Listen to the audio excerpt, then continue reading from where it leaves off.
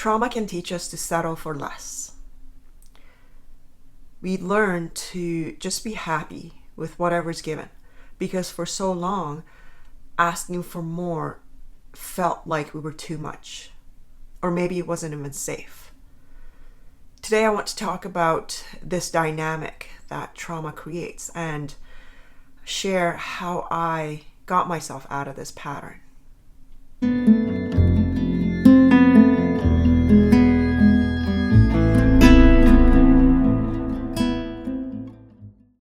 In my previous video, I shared with you that I struggled with selective mutism, which is a severe social anxiety disorder, until I was 13 years old. I also shared with you that it wasn't by choice that I was mute. My voice just felt really heavy. It felt stuck in my throat and it didn't want to come out. This silence that had its roots in my trauma took me decades to unlearn. For so long, I learned to be small, to not talk about what I needed or how I felt, because it just felt safer that way. In my late 20s, I started to practice speaking up and standing up for myself. But I still didn't know why I developed selective mutism in the first place. I started to push myself to speak, and I was pretty successful at it. And usually I saw success in imitating others. So I would watch shows and really follow those that I admired and see how they spoke out and the things that they said. And I would try to imitate those people that I admired and speak the way they did.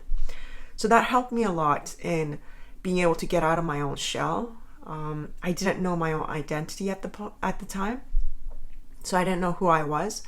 So it was a lot easier for me to sort of adopt other people's identity just to get out of my shell first until I could actually find out more about myself and who I was. But later on, it took another decade or so until I was in my 30s, mid to late 30s, to actually start to realize why I had selective mutism in the first place. And it came about by me going back to my childhood and starting to write about the experiences that I've had, the memories that have stayed with me, and the feelings that I had around certain issues. When it came to my family, sometimes dismissing or becoming very angry whenever when I told them how I felt, whenever I expressed hurt or anger.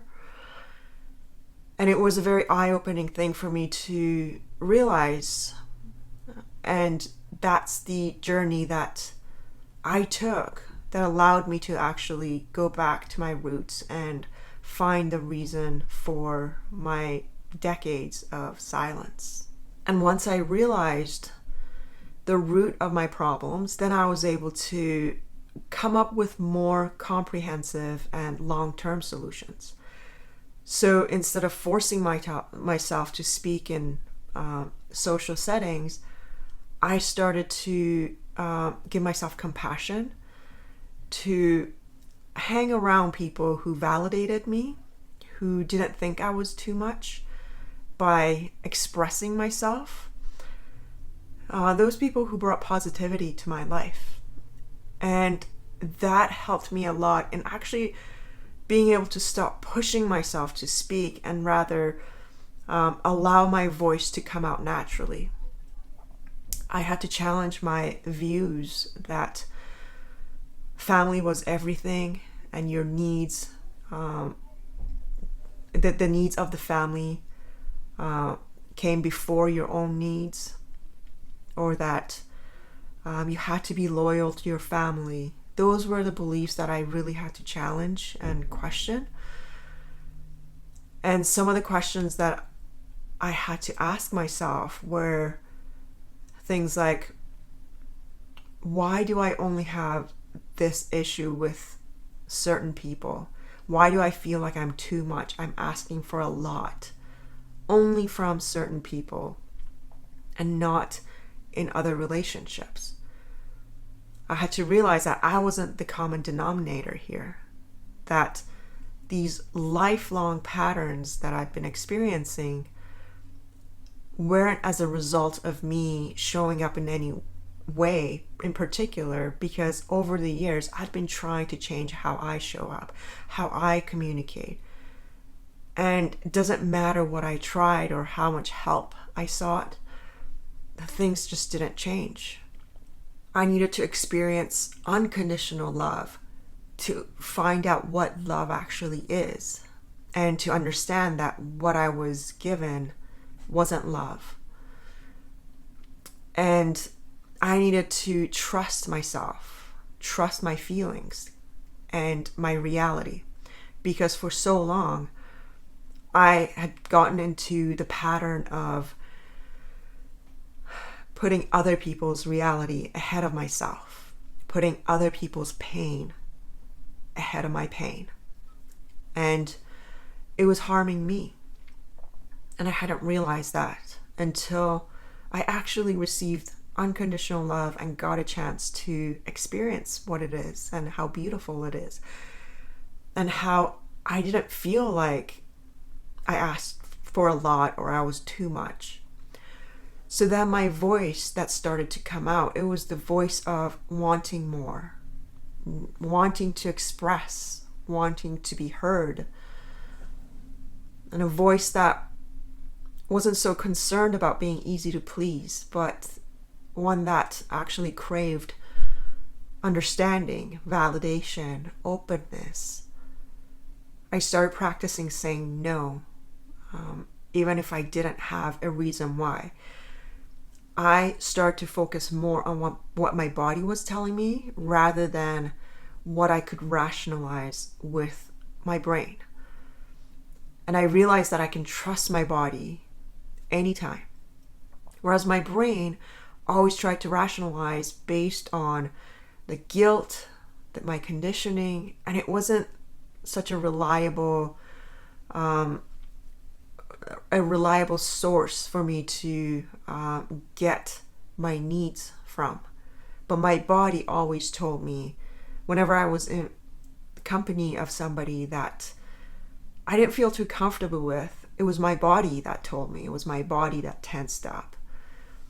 It was, I couldn't really pinpoint with my mind why I felt a certain way, but just trusting my body allowed me to feel safe, allowed me to feel protected, and allowed me to get in touch with my intuition. That if my body told me something wasn't right and I listened to it, next time that message would come faster and stronger.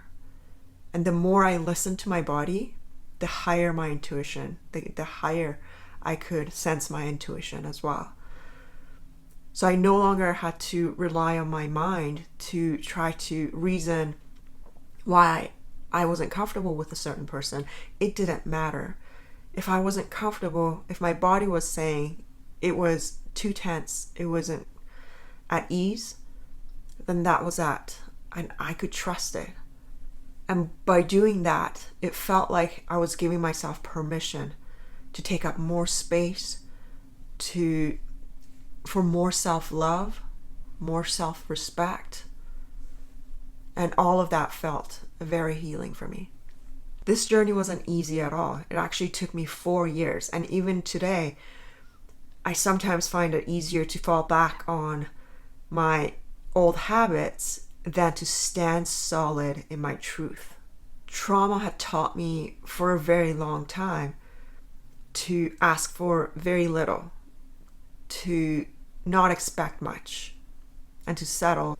But as I started to express myself more and more, it became easier and easier to see that I wasn't asking for much by having boundaries.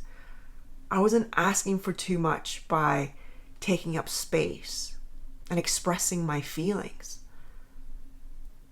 I could see that I was changing. I could see that I was actually stepping into my own voice. It was no longer the voice of me, it was no longer the voice I'd borrowed from others to imitate in order to help me speak. It was actually my own authentic voice. And I was starting to listen to it. I was starting to trust it.